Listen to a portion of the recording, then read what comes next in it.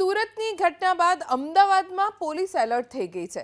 ગણેશ વિસર્જન અને ઈદે મિલાદના તહેવાર માટે પોલીસનો એક્શન પ્લાન તૈયાર થઈ ગયો છે।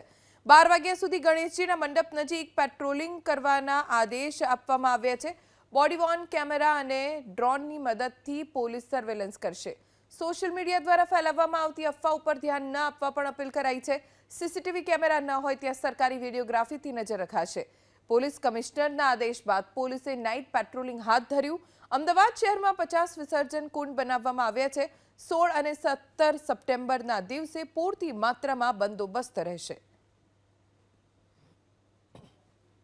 દર વર્ષે અહીંયા ગણપતિ બેસાડી છે, દર વર્ષે પોલીસ બંદોબસ્ત આપતો હોય છે, પણ આ વર્ષે કમિશનર સાહેબના આદેશથી આ સુરતમાં જે ઘટના બની એના હિસાબે અમદાવાદ પોલીસ કમિશનરના આદેશથી ખાસ પેટ્રોલિંગ ગોઠવવામાં આવ્યું છે। દરેક પંડાલની જેમ અમારા પંડાલ ઉપર પણ હમણાં જ પોલીસની વાન આવીને થોડી વાર ઊભી રહીને ગઈ અને થોડી વારે અહીંયા આગળ આંટા મારતી હોય છે।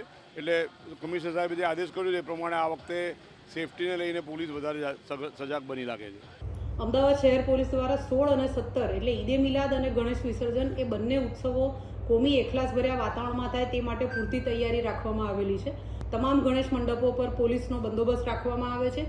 સાથે બોડી વોર્ન કેમેરા દ્વારા, વિડીયોગ્રાફર દ્વારા અને જ્યાં જરૂર જણાય ત્યાં ડ્રોન દ્વારા પણ સર્વેલન્સ રાખવામાં આવી રહેલ છે।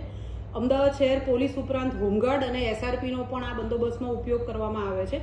ધાર્મિક તહેવાર સૌહાર્દપૂર્ણ વાતાવરણમાં ઉજવાય, કોઈપણ અફવાને અનુલક્ષીને કે કોઈપણ પ્રકારના રાજ્યના કે શહેરના કે દેશના અન્ય વિસ્તારમાં કોઈપણ બનાવ બને તો એના પ્રત્યાઘાત રૂપે અમદાવાદ શહેરની શાંતિ ડહોળાય નહીં એ માટે પોલીસ સતત સતર્ક રહીને કામગીરી કરે છે।